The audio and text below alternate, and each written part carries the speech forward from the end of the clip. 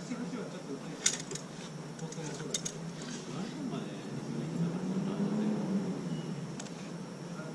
旅行どうでした？どっちが行けたの？いいっすね。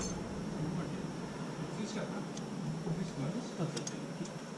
大涌谷に行ったら何も見えなかった。天気悪くて。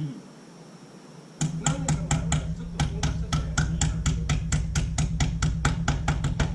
だから奥まで行けないから、霧みたいな、霧雨みたいな。目が開かなくて。あ、その機能的な、放射能成分的な。これだけの。敏感ですよね。